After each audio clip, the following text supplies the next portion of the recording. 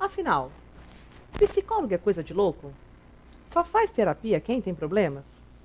No programa de hoje nós vamos falar sobre esse, entre outros assuntos, com elas. Doutora Crispim e doutora Amanda Spessotti, é isso? Falei certo? Falou. As doutoras mais maluquinhas que eu conheço. Muito obrigada pela presença de vocês aqui mais uma vez. É um prazer ter vocês aqui para a gente falar entre outros assuntos que permeiam a psicologia. E eu quero começar perguntando para vocês, por que as pessoas relacionam a psicologia com esse termo tão pejorativo que é a loucura? Eu acho que é por não conhecer também, né? Sempre a gente julga diferente ou algo quando a gente não conhece. Né? A gente tem bem essa mania. De linkar uma coisa com a outra. Quem procura um psicólogo hoje? Quem procura um psicólogo? Quem precisa se autoconhecer, quem precisa de uma ajuda quando não está organizado na sua vida. Quando a gente precisa de uma ajuda externa. Uhum. Eu acho que todos nós precisamos em algum momento, né, de uma ajuda de outra pessoa. Mas de vez a gente procurar um amigo, um conselheiro que vai te trazer apenas uma fala baseada na crença deles, então quando você procura um profissional, você está livre disso, da opinião, de críticas, de julgamento, e você tem a certeza que dentro daquele set terapêutico você é a pessoa mais importante e tem todo um sigilo. As pessoas eu tenho um amigo, você tem um amigo, agora você saindo um pouco do seu lado psicólogo, porque as pessoas têm o hábito de falar que o psicólogo fica examinando você diariamente, né? Faz um movimento, o psicólogo está me examinando. Eu fiz um gesto, o psicólogo... Eu tenho um amigo, quando é que eu sei que este amigo está precisando de um momento de terapia? Amanda? Eu acho que, assim, as pessoas, quando a gente conhece bem as pessoas, né, a gente tende a ver uma alteração de comportamento, não para um lado positivo, mas para um lado negativo. Ou a pessoa está muito cansada, pessoas que reclamam demais cotidianamente, né, assim, alteração de comportamento, ou, sei lá, a pessoa sai, de repente deixa de sair, deixa de ir a festas, de falar com os amigos, está sempre indisposto ou está muito irritado, né? Eu acho que é a questão da gente perceber o outro e as alterações do comportamento nos outros, né? Então, assim, nem todo mundo vai ter o mesmo sintoma, né? Às vezes, mesma depressão. Tem gente que deprimido fica mais triste, mais fechado, tem gente que fica mais agressivo. Então, assim, de alguma forma, cada um responde de uma maneira, né? Uhum. Eu acho que é mais o observar o outro, é estar aberto para a necessidade do outro, né? Aquilo que ele te diz, acolher, né? Entender que aquela pessoa está fazendo uma queixa e perguntar, né? O que você acha de ir no psicólogo? Alguma coisa do gênero, né? E se a pessoa, você dá essa sugestão, essa dica, e ainda assim a pessoa não aceita, o que é que se pode ser feito? Eu acho que respeitar, né? Respeitar?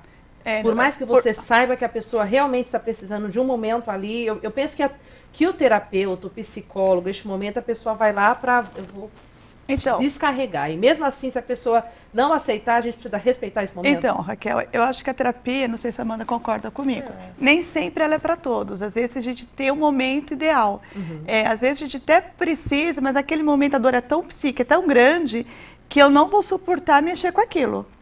E a pessoa não quer, né? Não adianta nada a gente querer e outra pessoa querer que você vá. Porque você não vai se sentir confortável. Tudo bem, às vezes uma técnica, sei lá, vamos marcar uma consulta, vamos ver o que você acha. Mas se a pessoa estiver muito reticente, ela não vai. A gente tem muita esposa que marca pro marido, né? Que acha que o marido que tem problema marca pro marido. Eu costumo dizer que assim, a terapia é como você contratar uma faxineira.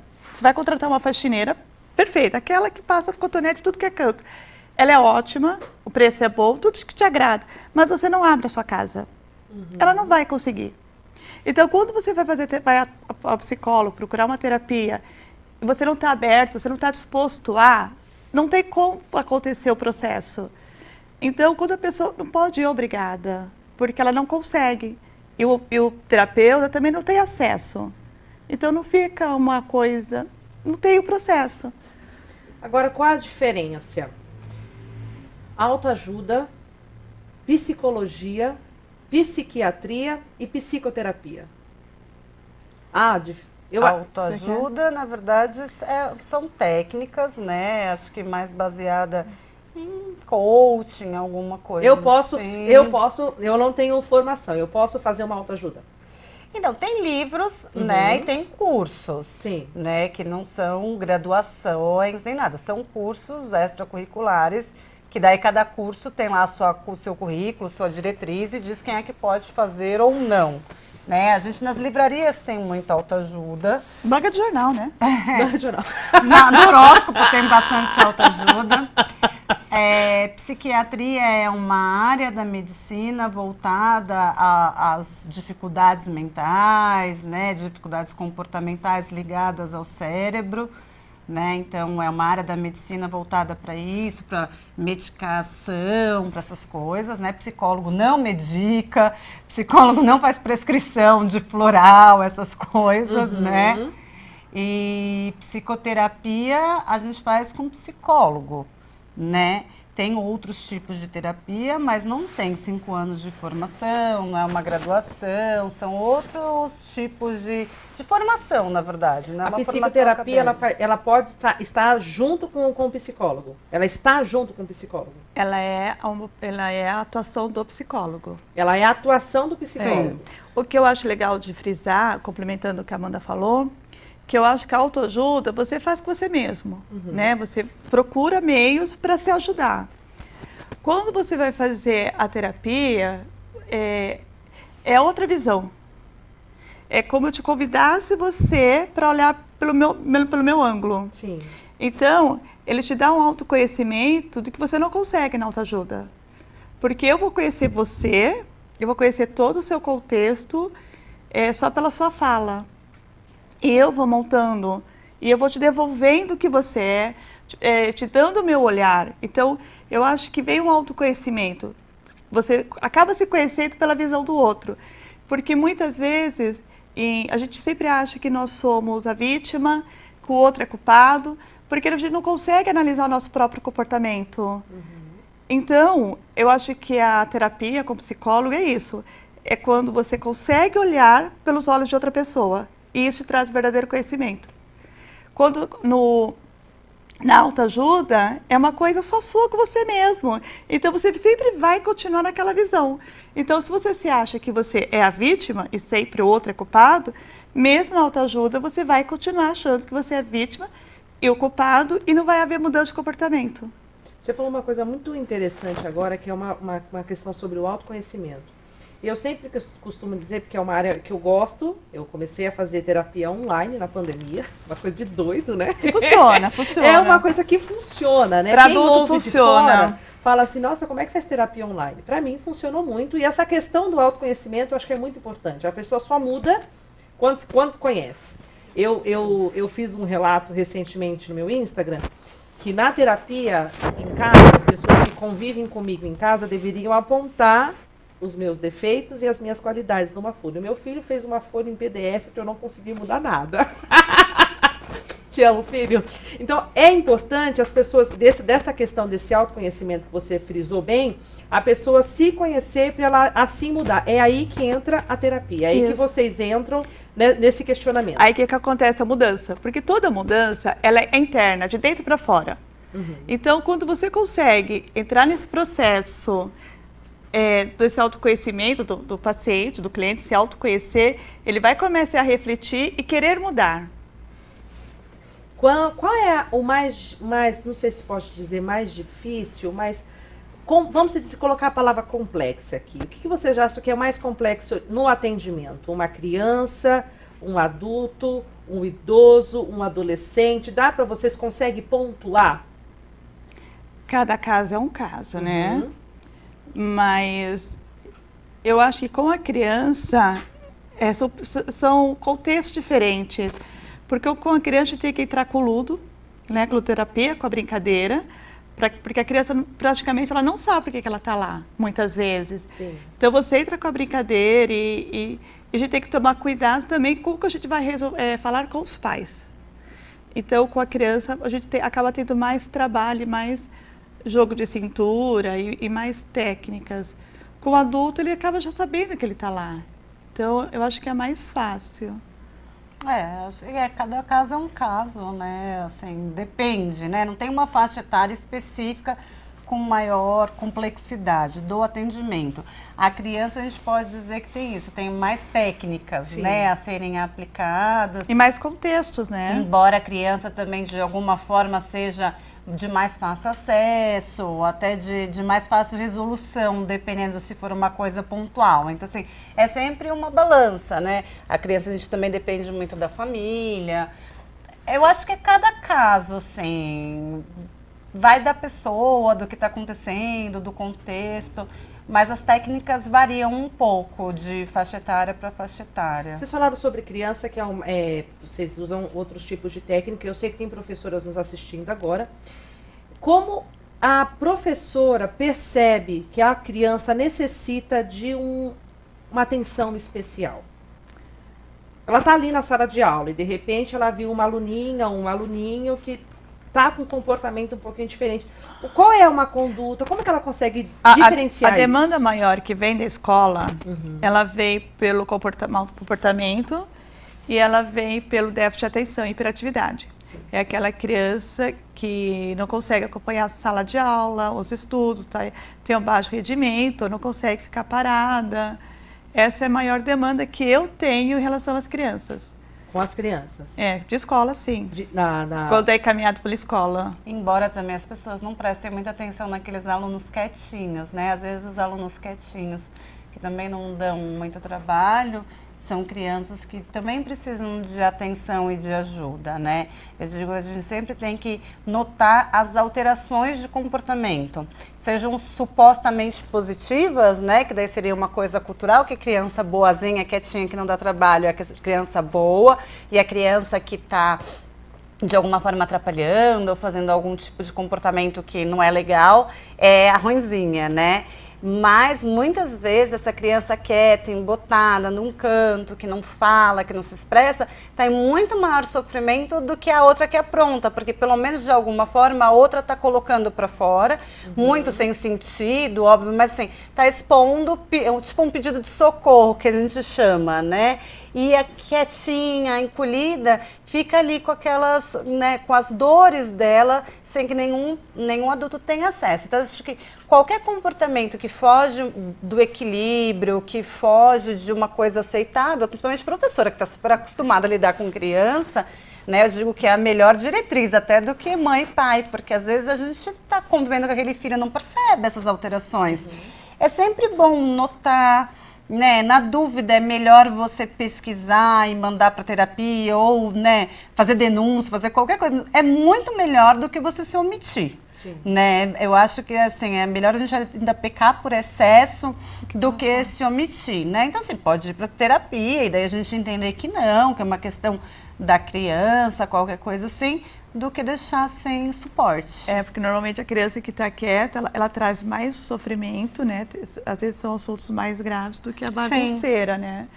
Pode ser uma violência doméstica ou algo mais... Ou até mesmo uma dificuldade de sociabilização, né? Então, assim, se a gente tem uma criança com uma dificuldade de sociabilização na infância, a gente trabalha isso na infância, a gente tem uma oportunidade de que ela chegue na adolescência já adaptada à sociabilização. Então, assim, a adolescência dela vai ser muito mais fácil, né? Pode não ter um problema em si de fato, pode, né, não ter nenhuma dificuldade de violência ou de alguma coisa, assim, significativa. Mas, assim, uma criança que ela é quieta, que ela é prostrada, que ela é no canto dela, no mínimo ela está dizendo pra gente que ela tem dificuldade de se relacionar com o outro, Sim. né? E a escola é o mundo, a escola é o outro, né? Então, assim, se você pega também nas origens, numa forma mais básica, você evita bullying, você evita crianças que vão criando traumas mesmo de sociabilização muito antes, né? Então, assim, a observação é muito importante, né? Olhar com carinho, com atenção e com cuidado. E leva, né? E todas essas questões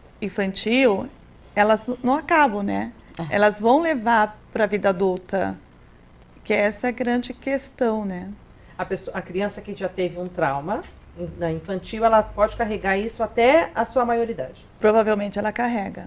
Então, não se resolve, né? Hoje mesmo eu tive uma paciente que falou assim pra mim, eu passei por tanta coisa ruim e daí eu fui ficar doente bem depois desse episódio, um pouco menos, insignificante. Eu falei, não, mas assim, é uma mala, né? Na sua mala de viagem você carrega todos os períodos da sua vida, né? Coisas que você não conseguiu elaborar ou que você não conseguiu resolver dentro de si, porque assim, uma coisa é a gente dizer que está resolvido, outra coisa é de fato estar resolvido.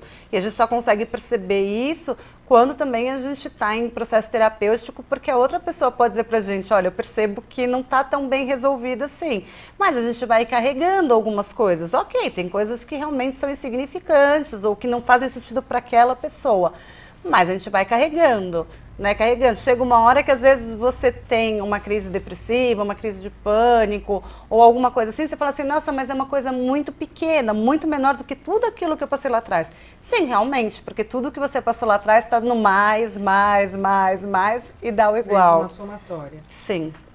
Agora, nesse período, nesse ápice que a gente passou, vocês atenderam mais, porque eu sei que vocês ficaram atendendo online, através da Clínica Crescer, mas vocês atenderam mais, diminuiu, o povo não quis procurar ajuda de terapia. Como é que ficou o mundo de vocês nessa época?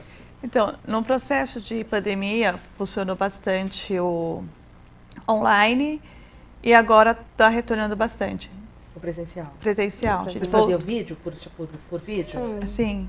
E agora no presencial a agenda deu uma lotadinha. Deu uma lotadinha. O povo está procurando, o povo está querendo se autoconhecer. Eu acho que, por um lado, assim, tem lá, né, tudo que a gente olha de ruim, a gente tem que olhar o lado bom, né? Eu acho que a gente quebrou algumas barreiras, nós tivemos que nos adaptar, né, assim, para quem nunca imaginou fazer terapia online, a gente teve que se virar, porque tinha aquele outro precisando da gente, então nós encaramos, né? A gente entende também que muita gente às vezes está em casa, então tem as outras pessoas, os pacientes que eu já tinha, que mantiveram as sessões durante a pandemia, tinha um pouco disso, assim, eu tô na minha no casa. carro. Nossa, por que eu vou pra garagem e vou entrar no carro e fecha a porta? Aí ele ia pra rua andar, porque ele estava em casa com a esposa, com a filha. Então, assim, eu acho que a gente foi ressignificando, né? E mesmo assim, a necessidade até, né? Porque tem gente, não, eu não falo, nunca iria falar pela internet. Mas eu tenho tanta necessidade de me comunicar com aquela pessoa e tanta confiança naquela pessoa que eu acabo, sem querer, quebrando uma barreira, né? Então, assim, eu acho que trouxe um progresso, digamos, que a gente demoraria bastante para conseguir, né? Quebra de paradigmas, de padrões mesmo, que ninguém imaginou que ia fazer isso, né? As pessoas, você falou agora de progresso, de tabu, de quebra de paradigma. Eu tenho uma pessoa em casa que nunca foi num psicólogo, ok. Mas ela quer ir no psicólogo. Para ela entender o que ela faz quando ela chega no consultório. Qual que é o primeiro passo dela? Sentou na cadeira, no divã, no sofá, não sei qual é a forma que vocês atendem. Eu estou aqui no banheiro. O que essa pessoa faz? A gente não vai falar de paciente, mas o cliente, eu não sei como vocês relacionam as pessoas que chegam na clínica de vocês, mas o que a pessoa faz quando ela chega lá? O começo é sempre mais constrangedor, né? Mais difícil, porque não existe o vínculo. Então, assim, Cristina, eu procuro fazer com que... Eu pergunto para ela se ela entende como é o processo de terapia, se ela já conhece, se ela passou, e eu explico para ela, né? Para que ela consiga entender todo o processo que ela vai passar. Então, eu falo do sigilo, de uma parceria, né, que precisa existir uma confiança porque qual é o melhor psicólogo? Aquele que você confia. Sim. Né? Se você olhou para o psicólogo e não foi com a cara dele, não é o melhor para você. Então, eu tento sempre explicar isso até para a gente começar a nos conhecer e começar a criar uma empatia. Dá pra gente falar assim, a pessoa vai no psicólogo, ela consegue falar assim, que psicólogo é bom, que psicólogo não é bom? Ou vai a questão mesmo da empatia? Eu gostei desse, não gostei desse, não gostei de que cuidou de mim. Eu tenho uma amiga que usa a frase que é um psicólogo para chamar de seu, né? Eu acho que é um pouco isso, assim. Vai, e às vezes, muitas vezes de indicação, assim, às vezes eu indico uma pessoa que eu gosto, mesmo não sou psicólogo, médico, faxineira, qualquer coisa, e você não gosta, né? Eu acho que, assim, no mínimo, não é um ambiente extremamente confortável de princípio, né? Para muitas pessoas é uma situação muito difícil, ou, né? Mas, assim, só que precisa se tornar confortável, né? A tendência é que com o tempo se torne confortável. Então, assim, algum tipo de empatia, de gostar da pessoa, de gostar do lugar, você tem que ter, né? Se não tiver, ok, legal, procura outra pessoa, não deixe de procurar. Né? O importante é isso, às vezes não se dá bem com uma pessoa, mas se dá bem com outra. Lá na clínica mesmo a gente sempre deixou super à vontade, assim, não quer, os horários não batem ou qualquer coisa assim, ok. A gente passa para uma outra, né, pessoa. Tranquilo. E tranquilo. Eu acho que a pessoa precisa se sentir à vontade. É sempre o melhor para ele. Sim. Ou de repente ele traz uma demanda que não é a minha demanda, né? É. Porque assim, não é, eu sou psicóloga, eu vou atender tudo. Não, a gente precisa estudar. A gente precisa também entender do sofrimento do outro. Então, se há alguma coisa que não está dentro das minhas capacidades, tipo, exemplo, eu não atendo álcool e droga, né? Então, eu falo assim, vou te repassar para uma pessoa, te encaminhar, que você vai ser melhor, mais bem atendido. Porque o ideal é sempre o melhor para o paciente. Geralmente, qual a área que vocês mais atuam? A gente é bem diferente. Nós somos diferentes Eu e acho que é a dupla que complementares. deu mais certo. Nós somos muito diferentes. É. Bem, eu atendo, eu sou psicóloga e neuropsicóloga. Sim. Então, Você faz hipnoterapia também, eu né? sou hipnoterapeuta. Então, eu fico sempre com crianças com déficit de atenção, hiperatividade. Eu vou mais para essa área. Eu trabalho com autismo, síndromes em geral. Sim. Então, essa é a minha grande paixão. Amanda... De criança, eu trabalho com criança tudo geral. com dificuldades de comportamento, digamos Dificuldades assim. comportamentais. Mais ligadas ao ambiente mesmo, né? Não crianças com... Porque assim, da Cristina, elas têm dificuldade, mas elas têm uma dificuldade de vinda de uma síndrome, de um problema fisiológico. O meu é mais comportamental mesmo, a ausência de limite, dificuldade dos pais em impor limite, de traçar, esse tipo de coisa. Você é né? aquela pessoa que... igual você citou recentemente da professora. Se a professora percebe um comportamento diferente, você seria a psicóloga que atenderia se fosse uma indicação da professora. Ela também, porque ela trabalha bastante com dificuldade escolar por conta da neuropsicologia. Depende muito, e a gente troca muito isso, né? Como a gente já tem uma parceria, assim, de uns, sei lá, quantos anos? 15 anos? 15 anos, tá? Ontem, né? Tipo, Foi ontem, desde a nossa adolescência. Meio que a gente já sabe para quem passar. A gente olha e fala assim, não, acho que encaixa melhor com essa, acho que encaixa melhor com aquela. Raquel, mas assim, existem questões mais na vida adulta, né? Que precisa de uma especialidade, né? Uma drogadição, terapia de casal, de família, eu não pego, aí a Amanda faz. Jurídica, é a Amanda. Então, assim, a gente vai nos aperfeiçoando em algumas demandas, né? Então, a gente tem sempre um psicólogo na clínica que faz alguma coisa diferenciada. E, então, quando é aquele paciente que precisa desse olhar, né, desse acolhimento mais profissional e mais específico, aí a gente encaminha. Como é que surgiu a paixão de vocês pela psicologia? Eu quero estudar a mente humana, eu quero entender o que está acontecendo. Como é que surgiu essa paixão? Nossa, Já que vocês têm essa dupla assim, imbatível. Você descobriu isso? Então, eu não sei. Eu casei muito cedo. Sim. Né? E fui morar para fora do país. Quando eu voltei, eu resolvi estudar. E eu queria algo direcionado, algo que fosse perto da medicina. Então, eu pensei em enfermeira, qualquer coisa. Aí, eu me apaixonei pela psicologia hospitalar e optei pela psicologia. Mas o que me apaixonou primeiro foi o hospital. Sim. E depois a psicologia. Você sempre quis cuidar de gente. Essa é a realidade. Aí você foi para a mente humana. E você, doutora? Eu acho que foi pelos transtornos, assim, mais comportamentais mesmo.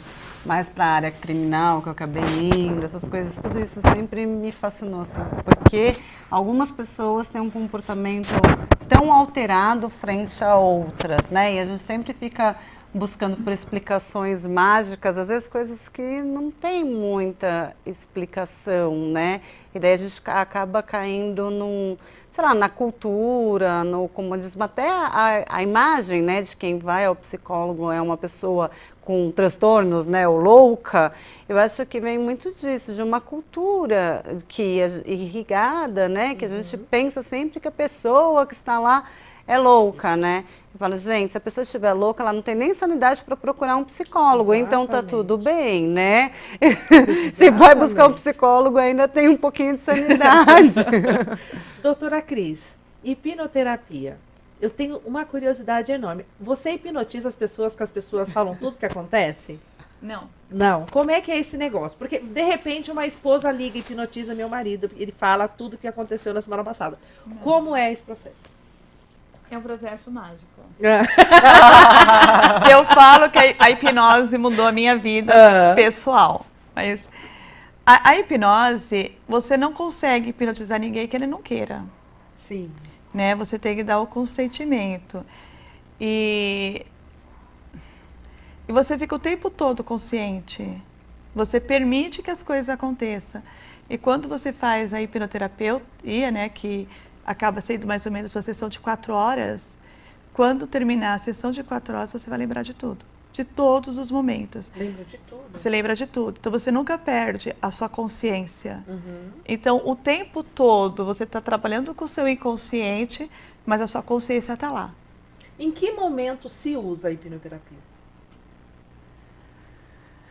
Às vezes, quando a terapia ela dá uma parada, né, e você não consegue resolver, ou você vê que aquela questão está num sofrimento muito grande e você quer acelerar o processo, eu uso a hipnoterapia. Aí eu uso a hipnoterapia. Eu assisti um filme, e no filme fazia a hipnoterapia, eu não sei se é isso que acontece, não sei se e ela mexia a xícara e a pessoa com aquele barulhinho da xícara ficava hipnotizada. É um filme sobre racismo. E aí ela ficava hipnotizada, mas ela ficava no inconsciente mais imóvel. Isso é hipnoterapia ou só era ali a atuação do filme? Então, para que isso aconteça, a hipnose, né, o estado sonambulismo que a gente chama, só isso não funciona. Porque você, como paciente ou cliente, você tem que aceitar. Entendi. Né? A gente tem a hipnose de palco. De palco? Você nunca foi no show? No show, você tem que marcar para ir. É muito legal. Eu tô com medo. É quando você vai, tipo, come a famosa cebola de vez que é pensando que é uma maçã. É uma maçã? Eu já vi uma coisa assim, mas eu vi com mágica. E não, é hipnose, show de hipnose. Mas até mesmo pro show, antes do show, tem um preparo. As pessoas são selecionadas, as que são mais suscetíveis à hipnose, e tem todo o preparo. Você não chega lá na pessoa, dorme, e ela dorme. Dorme. Não. Tinha mesmo um quadro desse, eu já vi a pessoa fazer dorme. Então, mas quando você já está suscetível, quando a pessoa você já passou pelos vários processos, e no curso, o professor chegava e falava assim, dorme, a gente caía. Mas já teve todo o preparo, já teve toda a confiança e você permite. Então, a hipnose só acontece realmente quando você permite e você fica consciente. Mas é usada em um momento para tratar um trauma do passado ou não? Sim. É neste momento que você mais adequa à hipnoterapia? Sim. E depois disso, a pessoa consegue trazer uma resolutiva para a vida dela? Então, consegue, mas não é magia. Não é porque eu passei pelo processo de hipnose que tudo vai ficar uma maravilha. O processo de hipnose, ele te leva para o início do trauma. Sim. De repente, você não consegue aprender, você não faz nenhum concurso público e você tem uma dificuldade e você tem medo e você faz o processo de hipnose, aí você vai voltando nas suas lembranças, aí você descobre que com 2 anos de idade, você tentou andar de bicicleta, caiu e te chamaram de burro. E essa crença limitante que a psicologia fala, ela vai sempre acrescentando durante a sua vida. Então, com 2 anos aconteceu isso, mas com 4 anos aconteceu uma coisa que também foi a simbologia de você não conseguir aprender as coisas, não fazer, e vai aumentando a crença. porque essa crença ela é sempre negativa. Sim. Então, quando eu falo para você, Raquel, você é super inteligente, você vai falar assim, não, eu não sou inteligente, eu sou burra. E você não aceita o que é positivo, mas quando é o negativo e a sua crença já é negativa, Raquel, você não consegue fazer as coisas. Não consigo, porque eu sou burra. Então vai aumentando. Isso vai aumentando de uma certa forma que vai te bloqueando. E vai atrapalhando toda a sua vida. Aí no processo de hipnose a gente vai voltando, né, das suas lembranças e você vai resolvendo até você chegar no primeiro dia. Aí resolveu. Aí tem várias outras técnicas, né, pelo processo todo. E quando você volta, né, quando você está depois, no dia de hoje, na sua vida, você começa a perceber que, de repente, você não precisa mais daquilo. Né? Eu acho que a hipnose, ela te dá ferramentas, instrumentos para a sua vida. E aí você vai trabalhando com aquilo, né? Você vai trabalhando e sabendo que, na realidade, você não é isso. Você pode ser o que você quiser. Me chamaram de burra lá atrás, pela hipnose você descobriu. E aí todo dia eu preciso trabalhar com aquilo. Não, eu não sou burra, eu sou capaz. Não, é isso. Tipo, não tem motivo. Isso é uma coisa boba e você vai trazendo aquilo para sua vida. Eu fiz a hipnose, eu passei pelo processo. E no meu processo de hipnose eu descobri que eu sempre me deixava em segundo plano. O outro sempre tinha uma grande importância. Sim. E foi quando eu peguei e falei, depois de 2 meses, falei assim, não, acho que chega, deu. Eu vou mudar todo o contexto da minha vida. E a gente vai mudando. Você falou um ponto muito, muito interessante, porque tem aquelas pessoas que o outro sempre tem mais importância e tem aquelas pessoas que não conseguem falar não. Não é?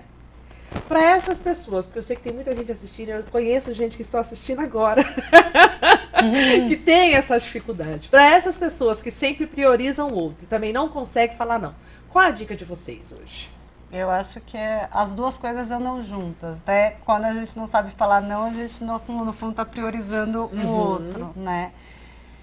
Eu acho que assim, vem muita da nossa infância primeiro, né? Que eu quase sempre eu trabalho muito com meus pacientes a respeito disso, porque a gente em criancinha, a gente é condicionado a agradar papai, mamãe, titio, vovó para ganhar presente. E criança mal criada não ganha nada. Sim. Quando a gente se não comer tudo, não ganha bala. Aí a gente aprende a comer feito umas loucas e depois fica com transtorno, mas tudo bem. Né? A magra, né? A magra falando. Você não fez isso quando você era pequena, não fiz porque eu era do contra. Então, assim, a gente vai condicionando, né, as crianças a serem boazinhas e muitas vezes também a gente não é por mal, mas acaba se perdendo a mão, né? Então, assim, às vezes, tudo que é demais gera um desequilíbrio. Então, assim, você validar demais os desejos do seu filho gera um desequilíbrio, porque ele vai ser extremamente autoritário e achar que tudo aquilo que ele quer deve acontecer. Mas você também negar demais o direito dele de ter desejos, você faz com que ele sempre esteja em segundo plano. Né? Então, assim, é sempre mesclar, tipo, tá bom, fulano quer comer no McDonald's hoje, ok, então vamos, né? Depois, outro dia, não, vamos comer onde o outro quer, e fazendo um pouco esse círculo, até para que a pessoa possa entender que ela tem direitos, né? Pode fazer os direitos dela e pode fazer os direitos dos outros. Eu acho que é uma técnica que a gente poderia usar bastante com crianças, né? Porque fica isso, a gente vai meio que negando o desejo do outro, né? Tipo, criança não tem opinião, criança não pode conversar, criança não pode falar. Agora, em adulto, já é uma coisa instalada, né? E assim, a gente consegue perceber muito isso em processo de terapia. Não sei se tem uma regra, porque se a gente começar a fazer as regras, a gente começa a entrar na autoajuda, né? A autoajuda meio que é nesse caminho. Você tem tal coisa, você faz tal coisa. Não. A gente tem que entender aquele ser humano que chega pra gente como único, como com uma história única, entender qual é a história dele, quais são as necessidades, porque assim, às vezes a minha necessidade não é a mesma que a sua, e tudo bem, né? Eu não preciso te impor aquilo. Às vezes uma pessoa se satisfaz a vida inteira servindo ao outro, sendo, né, amiga, fazendo o que quer, cuidando do marido, dos filhos. E tudo bem, se para aquela pessoa, aquela posição tá legal, a gente não tem para que alterar.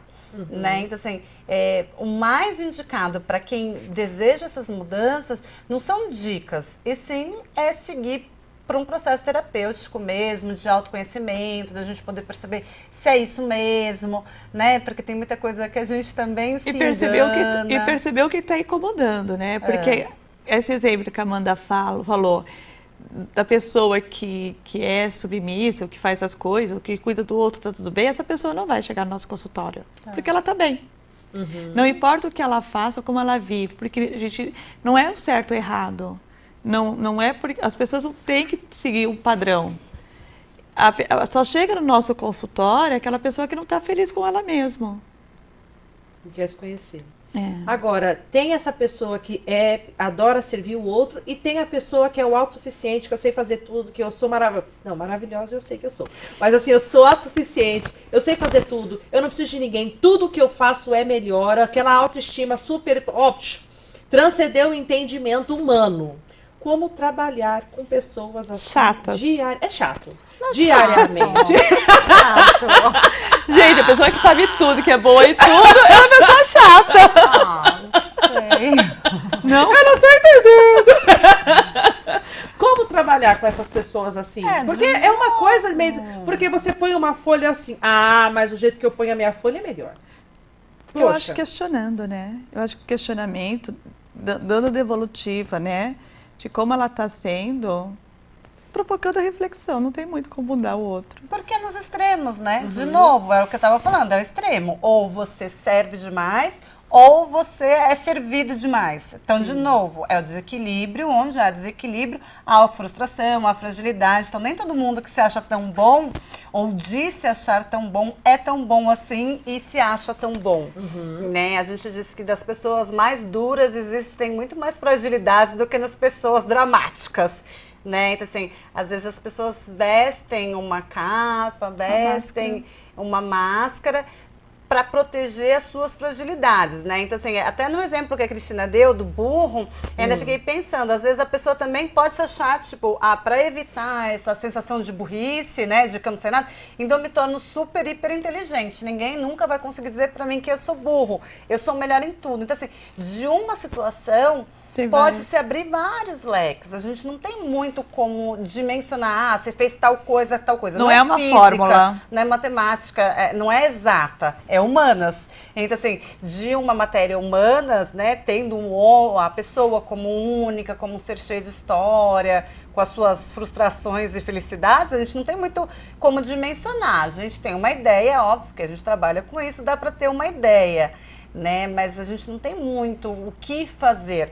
Né? É a pessoa que convive com pessoas muito, assim, né, exaltadas, poder também dizer, olha, eu acho que não é bem por aí, né, conviver com você é difícil, né, essa pessoa mesma precisa entender que ela não está agradando, e se ela não está agradando aos outros nem a si, talvez ela precise de algum tipo de acompanhamento. Às vezes a gente usa umas máscaras, né, às vezes... Por eu não me sentir tão capacitada, eu começo a me autoelogiar o tempo todo, né? Porque eu preciso acreditar nisso, eu preciso camuflar. Ou, às vezes, por eu ser uma pessoa carente, eu preciso agradar o outro, então sempre eu vou servir o outro. Então, a nossa profissão, eu acho que a gente tem que sempre ter um olhar para tentar entender o que está por trás disso. E que não é uma regra. Nem todo mundo que ajuda o outro, que é carente, e nem todo mundo que acha-se o bambambam é aquela pessoa que tem uma fragilidade. Então, a gente tem que sempre olhar o indivíduo como único, porque realmente ele é único, né? Cada um tem a sua digital, nenhuma digital é igual à outra. E tentar entender o que está por trás daquilo, porque tem sempre algo por trás. A gente usa sempre essas máscaras sociais e a gente aprende com isso. Se beneficia, né?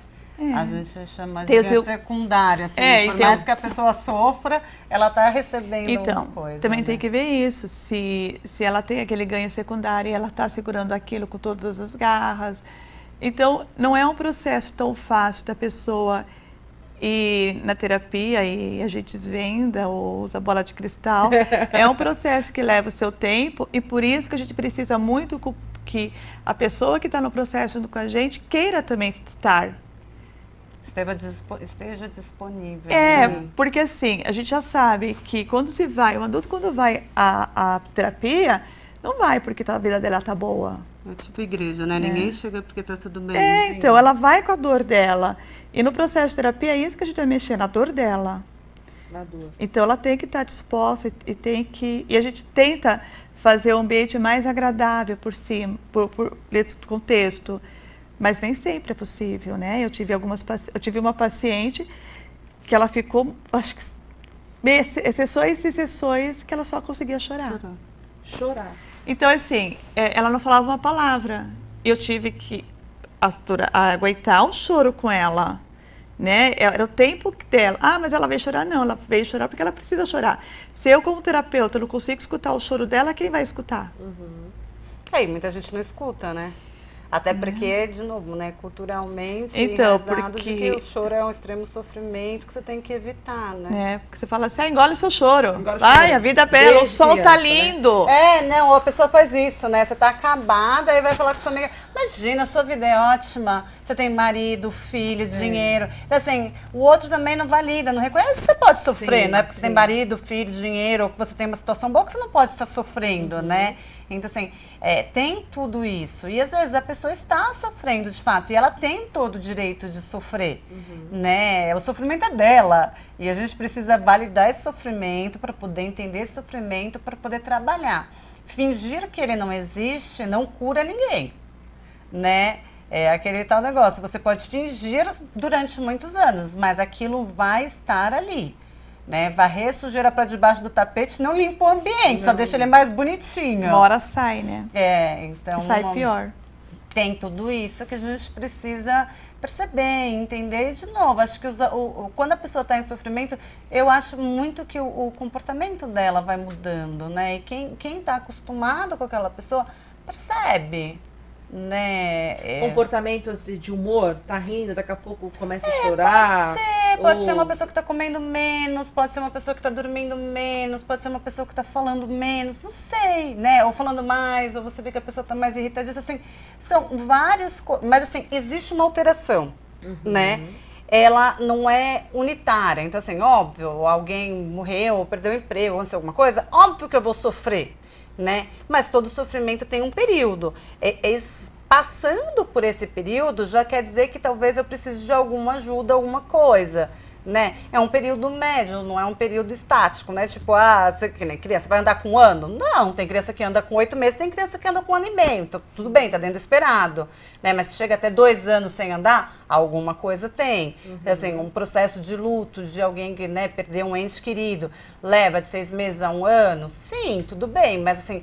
Passando 1 ano e essa pessoa continua prostrada, tristonha, chorando, sem achar graça na vida, sem nada, alguma coisa estranha tem, né? Mesmo divórcio, que eu brinco, eu falo, gente, bonito, divórcio bonito só na Globo, porque em outros lugares não existe, né? Assim, tipo, artista, novela, essas coisas tem, mas na gente não tem isso, né? Então, assim, tem um período em que esse divórcio incomoda, tem um período em que você não gosta da outra pessoa, tem um período em que você se revolta com tudo que aconteceu, mas é um período. Se esse período perpassa muito tempo, quer dizer que tem alguma coisa sua aí que precisa ser trabalhada. Sim. Né? Tudo tem o seu tempo, mas a gente precisa entender se aquela pessoa está em sofrimento durante muito tempo ou num tempo humanamente adequado, né? Razoável. Agora, vocês passam por um processo assim? Eu sou cantora, uma pessoa chega perto de mim e fala assim, ai, vê se eu canto legal. Vocês passam por um processo assim, amiga, você é psicóloga, você fica analisando as pessoas direto. Vou te mostrar um bofe, você analisa ele pra mim? Já passaram por isso alguma vez? Não. Analisando as pessoas assim, aleatoriamente? Vocês têm esse negócio de que as pessoas acham que vocês estão Sim. o tempo full time fazendo análise? Sim, eu tenho muitas brincadeiras, assim, não olha pra mim, porque senão vai me hipnotizar. Não vou falar porque elas estão juntas, porque elas vão me analisar. Mas não, né? A gente só é psicóloga no set terapêutico dentro do processo. Pelo menos a gente não perde muito tempo, né? gente é para pessoas normais. Vocês são normais, né? Eu brinco que eu só trabalho a dinheiro, então assim, tem que ter honorários envolvidos. Caso contrário, a gente não pode sair por aí analisando os outros. Né? Eu brinco e falo, não, liga não, a gente não analisa de graça. Até mesmo assim, na clínica, a gente tem por hábito de não conversar sobre pacientes. E quando a gente sai, a gente não conversa sobre pacientes. Pode acontecer de a gente ter um caso, de um caso mais difícil e de uma pedir apoio a outra. O que você faria? Me ajuda nisso. Aconteceu isso. Como que você acha que eu posso atuar? Isso existe, sim. Sim. Mas sempre preservando a imagem do paciente. Mas se não for, supervisão, né? Se não for para ajudar o processo, não entra nessa questão. Mas que as pessoas acham.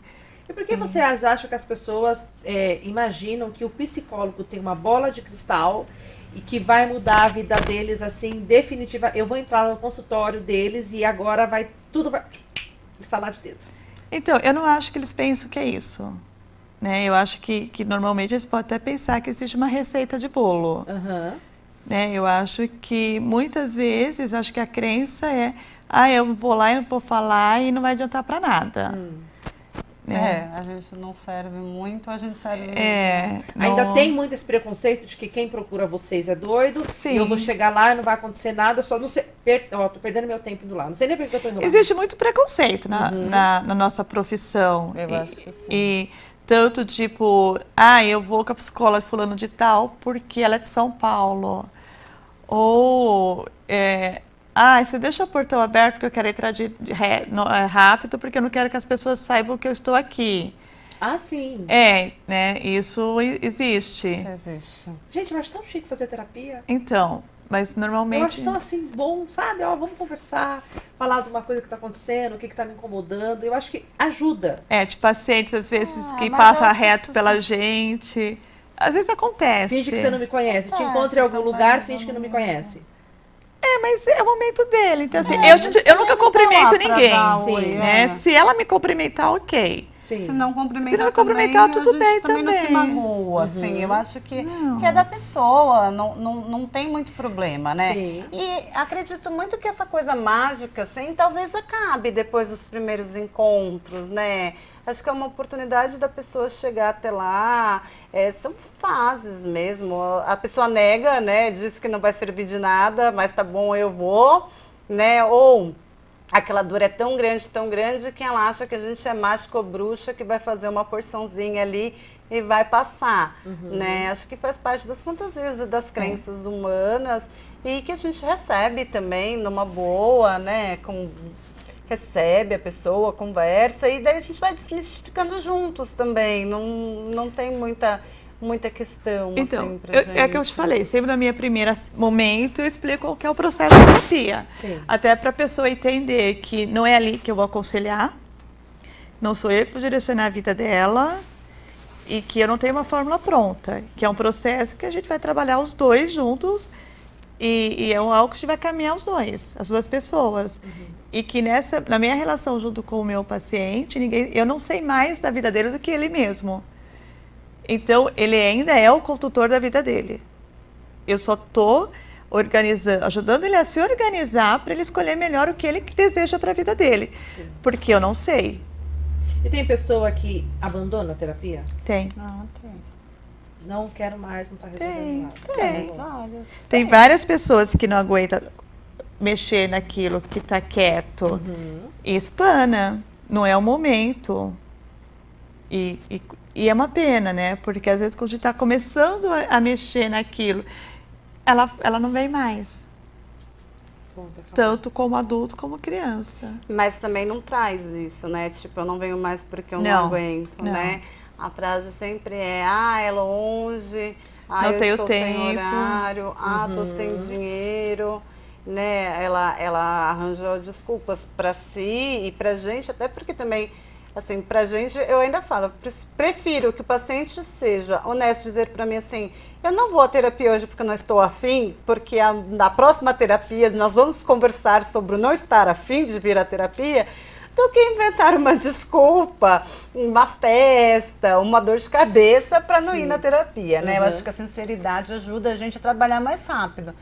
Mas tem gente, e assim, a gente também super respeita. Depois tem gente que volta depois de um tempo, né? Tem gente que vai embora, a gente dá alta, volta. Tem as nossas pacientes, né? Tem uns que tem alta e nunca tem alta, Que né? tem alta e nunca vai embora. Né? Ou manda mensagem. Que a gente tá precisando de alta, né? Eu falo, tudo bem, já te dei alta. O dia que você puder, você me dá alta, aí eu deixo de ser sua terapeuta. E a gente caminha anos. Tem aquele paciente que você fala assim, olha, então, você vai decidir. Ou você quer, se você me quer como terapeuta ou como amiga.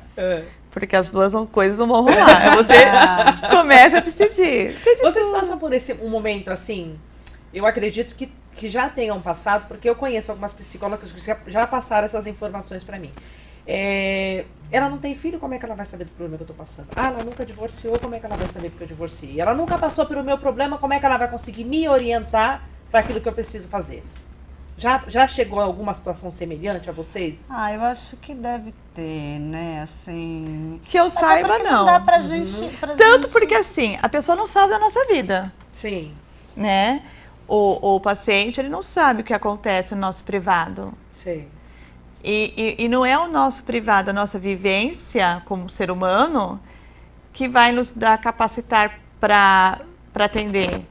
Né? Então, assim, eu não preciso passar por um divórcio para entender a dor do outro. Eu não preciso ter filhos com autistas, com autismo, para poder entender como sofre essa mãe. Sim. Né? Até porque, às vezes, em alguns papéis, né, já vi alguns colegas acabarem se confundindo com o paciente, né? Às vezes, histórias muito semelhantes, a pessoa se perde a técnica e acha que, tipo, eu fui traída, me divorciei. Então, uma paciente que me traz uma coisa, eu fui traída, aquela pessoa também acaba achando que ela tem que se divorciar, alguma coisa assim. Então, assim, pode ser até que misture as bolas, então não é legal, né? A gente é treinada para tratar de qualquer tipo de tema, né? Dentro daqueles que a gente conhece e domina, independente se nós vivenciamos ou não, porque de dor, né, humana, né, de dores psíquicas nós entendemos. Então, assim, não é o fato em si, você não está trabalhando o fato em si, você está trabalhando as causas de, né, fragilidades desse fato. Então, você não precisa estar passando por isso, você precisa entender sobre o sofrimento humano, as fragilidades, o quanto alguma coisa pode doer. Porque se eu falar para você assim, dói, você vai entender o que é dor, né? Se eu falar assim, queimar o dedo dói, você não precisa queimar o dedo para saber que dói, né? É uma coisa universal, né? Então, assim, pode ser uma dor diferente do que eu entendo por dor, mas a gente vai entendendo e vai até desvendando, porque muitas vezes fala assim, mas tal coisa é triste. Tá, mas o que é triste para você? Né? O que é isso para você? E a gente pode trabalhar do mesmo jeito, né? Senão a gente estaria meio perdido. Na verdade, quando a gente está no processo terapêutico, a empatia acontece e eu vou entender a sua dor. E se eu não entender, você vai me explicar. Sim. Né? Porque eu não sou obrigada a saber a atitude. Eu falei assim, então, mas isso eu não conheço. E você vai explicar e eu vou conhecer. E por isso a gente vai trabalhando junto. Tem isso muito em profissão, né? Porque, assim, a gente recebe diversas profissões, muitas, né? Eu vejo muito essa dificuldade, às vezes, na profissão mesmo. De a pessoa, sei lá, trabalha com uma área completamente diferente da nossa. Você fala, oi, o que é isso? E eles gostam também de explicar, né? Assim, e a gente vai criando e vai aprendendo. E acho que a terapia também tem isso. Existe uma troca. Né, ao mesmo tempo que a gente aprende também muito com as pessoas que passam pela nossa vida, pela nossa história profissional. Eu acho que a gente deixa um pouquinho de nós nos nossos pacientes e com certeza os pacientes deixam muito deles em nós. E isso vai se transformando a cada dia, né? E os nossos pacientes nos transformam em pessoas melhores também. O nosso tempo não vai, ele voa. Tem um tema que a gente ele é vasto, ele é amplo, acho que a gente teria que fazer um programa só para ele. Mas eu queria que você desse só uma pincelada para a pessoa que está em casa, como é que ela consegue distinguir que ela está entrando no comportamento de uma ansiedade assim elevada. Tem como ela saber, agora eu preciso procurar uma ajuda, porque eu estou entrando numa crise de ansiedade, eu tô ansioso demais, eu tô com uma dificuldade aqui. Tem como ela ter esse norte aí? A ansiedade, ela traz comportamentos, né? Exagerados. Tipo assim, eu tenho aquela angústia. Quando eu só aperto o peito, tem aquela dor, o ataque cardíaco, palpitação, aquela falta de ar. Sudorese. Né? A sudorese. Então, assim, a ansiedade em si, ela traz muito sintomas fisiológicos. Mas eu acho que a melhor hora de você procurar um psicólogo é quando você não está conseguindo mais aguentar a sua dor. Você precisa de uma ajuda. Você não quer estar mais sozinho. Está insuportável aquele momento para você. Então, procura um profissional. Sempre procura um profissional. Qual é o melhor? Aquele que você olhou, aquele que você confiou, aquele que teve empatia. Sim. Foi no psicólogo, foi no psiquiatra, foi qualquer outro médico. Aí eu falo assim, nossa, ele nem olhou direito no meu rosto, ele não falou direito comigo, então esse não é o melhor profissional para você. Aquele profissional que parou, te olhou e te acolheu na sua dor, esse é o melhor profissional. É que você se sentiu confortável, né? Assim, que você se sentiu validado. Cada um é cada um, né? E acho que mesmo para vários tipos de pacientes existem vários tipos de profissionais. Agora, às vezes a pessoa acha que não precisa também esperar chegar nesse máximo, né? Sim.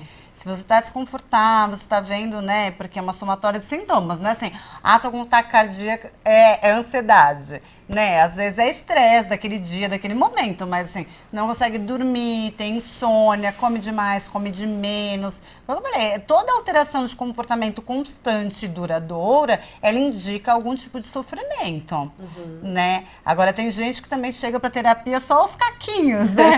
Aí fala, tá, mas não podia ter vindo antes, né? Porque muitas vezes a gente pergunta, quanto tempo faz estar com esses sintomas? Há 1 ano, doutora. Desde meus 15 anos. Né? Assim, eu sou deprimida desde os 15. Você fala, louvado. Você sabe, assim, então também tem um pouco isso, porque quanto mais tarde você chega, mais fragilizados tá, né? Não tem... É uma coisa meio lógica. Nessa pandemia, vocês atenderam muito, assim, você acha que o índice de ansiosos aumentou, não aumentou? A procura com terapia de pessoas ansiosas foi maior? Ou ainda vocês conseguem dimensionar isso de uma forma normal? Acho que aumentou, mas assim, aumentou o desequilíbrio na vida de todo mundo, né? Assim, a vida de ninguém dá normal, né? Pelo menos aos parâmetros, não que seja normal, mas não está igual aos parâmetros que a gente tem costume, né? Toda mudança traz ansiedade, né? Agora, algumas pessoas têm maiores recursos para lidar com isso e outras pessoas não. Eu acho que ainda vai vir muita coisa pela frente. Pelo amor de Deus. Eu acho né, eu acho que os transtornos, porque assim, a pandemia em si, ela não trouxe nenhum transtorno, né? Ela despertou. Ela despertou. Ninguém ficou depressivo, ninguém ficou ansioso só no processo da pandemia. Sim. Já tinha alguma coisa antes, de repente a pandemia foi aquelas últimas gotinhas. Mas eu acho que ainda vai trazer bastante coisa. A pandemia só veio para despertar o que a pessoa já tinha. Lembra que eu te falei da malinha? Assim, era uma coisa que a pessoa já tinha e que, óbvio, encontra-se numa situação limite, sim, mas está numa situação limite porque já lutou bastante antes. Né? Ninguém chega numa situação limite do nada. E tem isso também, né? Às vezes é pós-traumático, né? Às vezes as questões aparecem algum tempo depois dos traumas, né?